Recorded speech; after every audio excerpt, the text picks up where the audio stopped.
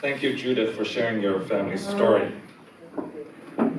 Ladies and gentlemen, I'll now call upon Mr. Dennis Salle, the Honorary Consul of Germany in Honolulu. Mr. Salle will be speaking about his family connection to the Lindsay Court, and I hope I'm pronouncing correctly. Lindsay Court School in Kent, England. Please welcome the Honorary Consul.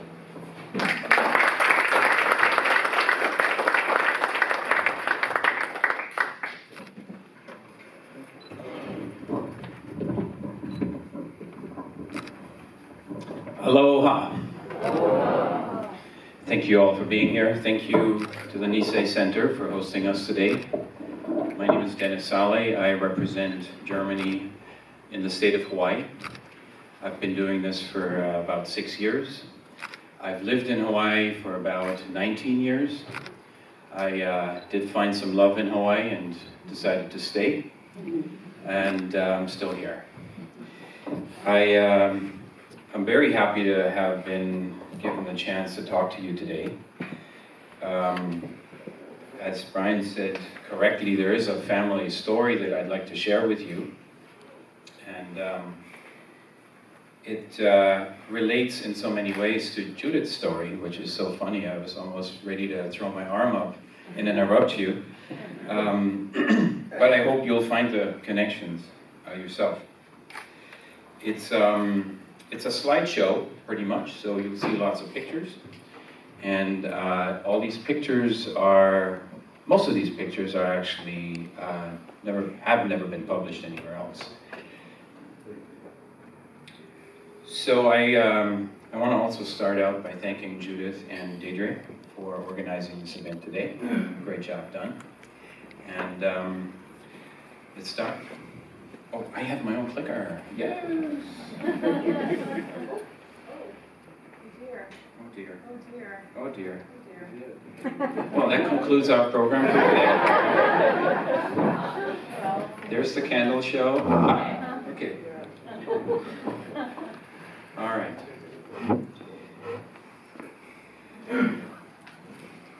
More than 1.5 million children of Jewish and other backgrounds were killed during the Nazi era.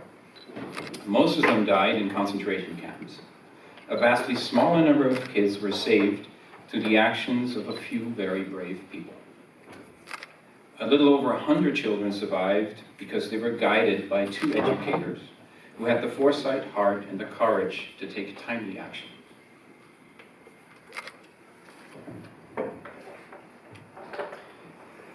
This is a map showing the city of Ulm in the south of Germany.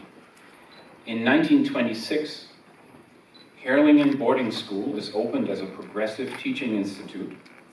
The school was founded by Jewish headmaster Anna Essinger. Anna had previously attended the University of Wisconsin, where she learned of modern ways to educate children, such as the Montessori, the Waldorf, or the German pedagogy methods. She wanted to utilize her students' natural curiosity, pair it with manual and academic training, and create a fair and punishment-free environment.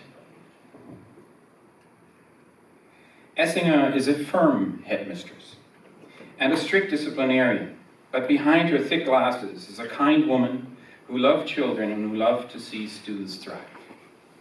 She also made it a point to pay all her staff, cook or teacher, the same, stating each contribution is of equal value.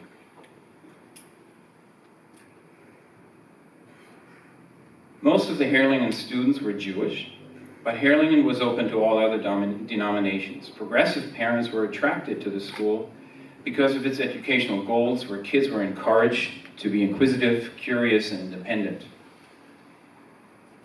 These paradigms were, of course, in the starkest contrast to Nazi dogmas of oppression and obedience that encroached the German education system of the 1930s. And these are some of the pictures inside that school. Oops. Sorry. So this is people in an acting class. People were encouraged to clean their corridors and were very studious. So fast forward to January 1933. Adolf Hitler seizes power and turns democracy into dictatorship within a few days. 3 months later, local officials order all school districts to fly the swastika colors in honor of the Führer's birthday on April 20th. Anna Essinger is torn, but she decides to obey the order with her own twist. She declares the school excursion day and asks the janitor to hang the swastika from an empty building. And this may be a hint how skilled Essinger was in maneuvering through extraordinarily tense times while avoiding exposure and danger. As other German institutions bowed to the pressure of the larger Jewish boycott, Herrlingen School had become an island of hope for Jewish parents. Especially in the summer of 1933, German authorities announced Jewish children were now barred from the German state school exams and thus no longer had education access in their own country. Essinger herself puts it this way: Germany is no longer a place in which to bring up children in honesty and freedom. For her, the threshold of the acceptable had been crossed, and the time for immediate action had come. Within a few months, Essinger hands Herrlingen School over to a trusted Jewish educator, finds a property in the south of England suitable for a boarding school, receives permission from 65 parents to relocate their children out of Germany, and organizes the trip with travel permits and financing to England. And you can probably imagine how hard that must have been without any online booking. So the new home is this villa called Bundscourt. It was located in the estate of Feversham, Kent. So there's your first connection. And they called it New Herrlingen instead of Bundscourt. Funds for this operation are raised via tuition and Essinger's excellent contacts to the Quakers and the Jewish community. Now at this point, I should probably explain why I'm telling you all this. My family was friends with Bundscourt's vice principal, Hannah Bergas. That's this lady here.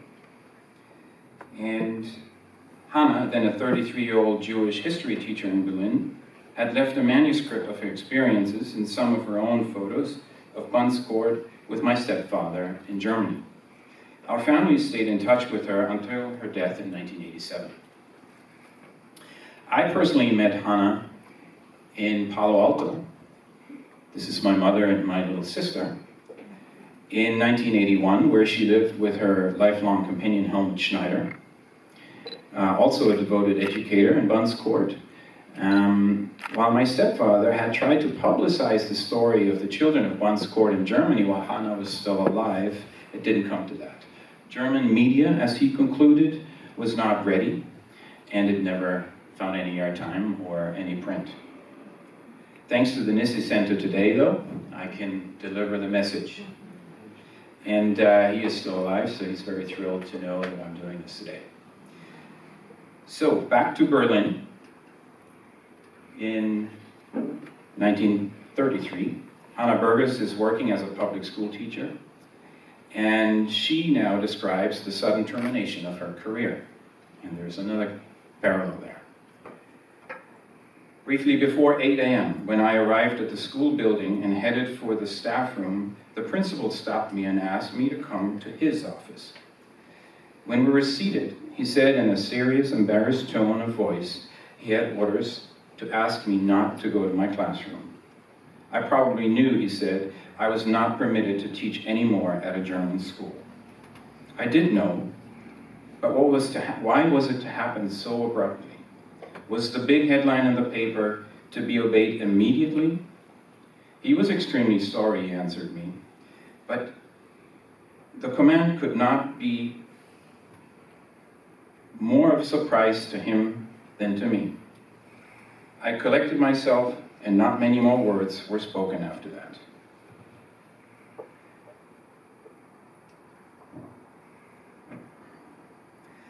Anna Essinger and Hannah Burgess had met some years before and had become friends, and now Essinger wanted Anna to help her with the move to England. Anna was one of 6 adults who accompanied the Herlingen students in the fall of 1933. Most of them did not know they would leave Germany for good. Surprisingly, Hannah described the mood at the Berlin station as silent, years later in her writings. Most families, she explained, had spent agonizing weeks in thoughts and discussions before they came to the conclusion that they had to part from their children.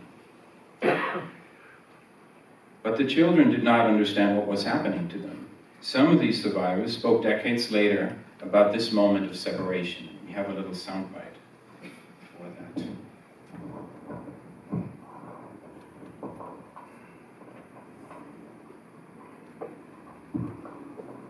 Now, this is not footage that I shot, but that I found.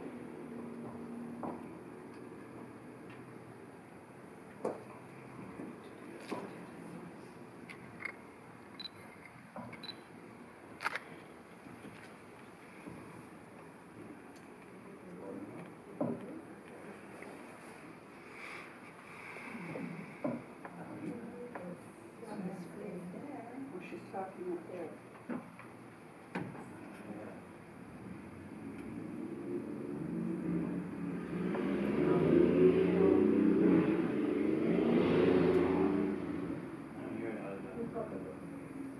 That's not coming. It should be coming out of the speakers. But it's not. Lucky that we have subtitles.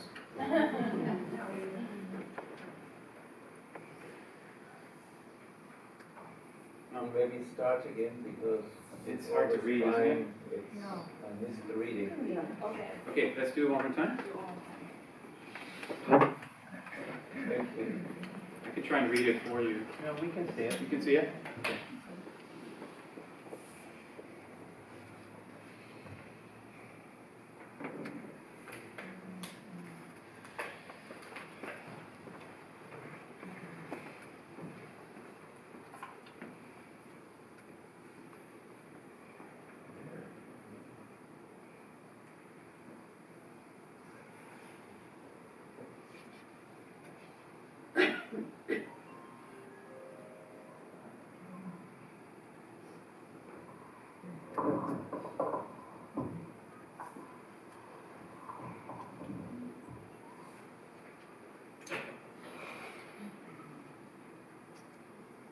Okay, sorry about that.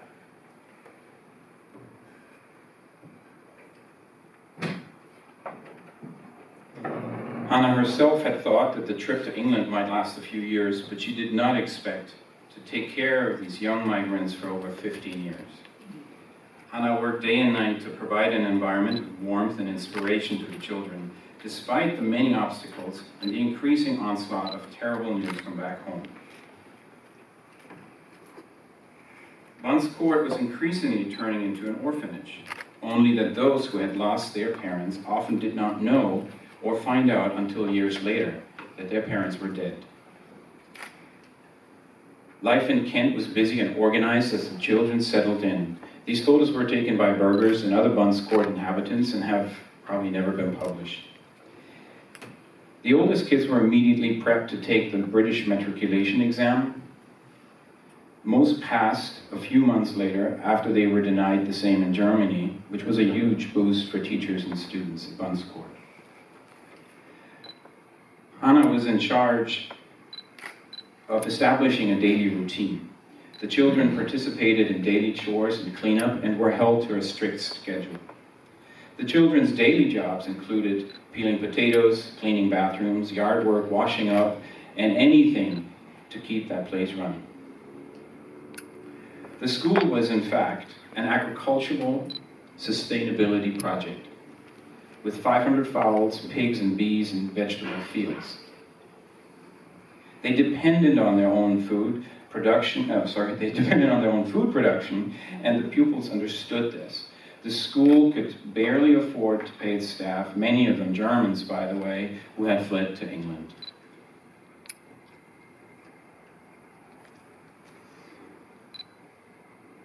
With practical training While practical training had been a pedagogical measure back in Erlangen, manual work had become an essential one in Bundscourt. With the outbreak of the war, the British government ordered even those German nationals who had fled from Hitler to be deported or remain in one place for the war's duration. And that's exactly what Judith explained earlier, that even those who had fled the Nazi regime were still under scrutiny in Britain for a long time. As a result, the school was able to hire a teaching staff of the highest caliber for almost no pay. So a Berlin theater producer directed drama classes, an open-air stage was built and served regularly as a stage when the neighborhood was invited to an open house and a performance. Bundscourt had stage shows in each year of its existence, and the school was achieving teaching excellence in survival mode.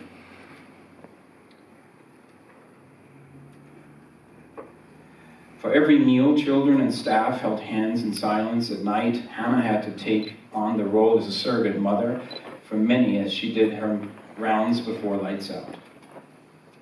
During the first years in England, some parents occasionally visited Bundscourt, but by 1938, the situation had really deteriorated. And this is a picture of course, Kristallnacht on the 9th of November in 1938, when the Nazi militia and the mob burned books in synagogues, destroyed Jewish shops. Thousands were deported, as Judith has explained, to concentration camps. And this is, of course, the night of the broken glass. British and Jewish Quaker organizations immediately appealed in person to Prime Minister Neville Chamberlain, demanding help for the persecuted. They received permission to rescue exactly 10,000 children under the age of 17 who would receive asylum in Britain without their parents. I was not able to determine why the government decided on exactly this rule without parents and why the number 10,000 came up, but that's how it was decided. Within days, a massive operation was underway. For 9 months, children from several European countries were sent to England by train, then boat. The exodus of unaccompanied minors became known as the Kindertransport. Who would part from their children if it weren't clear that safety abroad is their only chance of survival? Hannah and Anna were asked to help with the operation of Dovercourt reception camp. Hundreds of children now arrive from Germany and other European countries every day. Hannah describes the scene. Children were strangers to each other, to the adults who had accompanied them, strangers to those who had received them in the strange surroundings. They had received various degrees of bad treatment, even brutality. They were full of anxiety, distrust, and suspicion. The main thing was to instill in them calm and confidence that people would be kind to them. A day after a group's arrival, we started with English language lessons.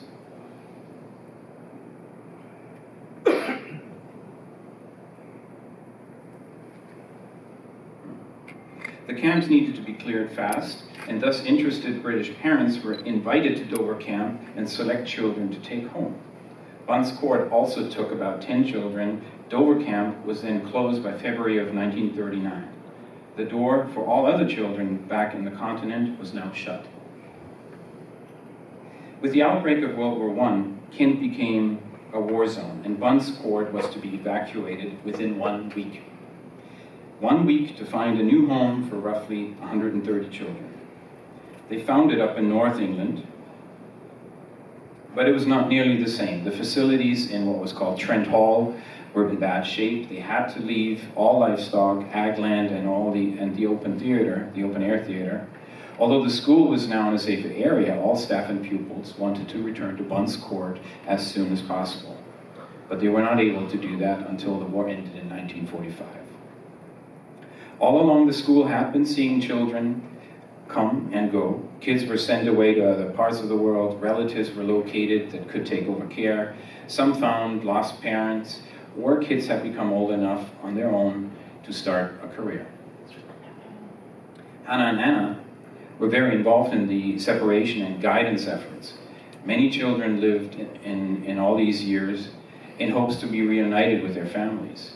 They have been shielded from the horrors, the horrific news coming from the continent, and in one reported incident, the kids were barred from visiting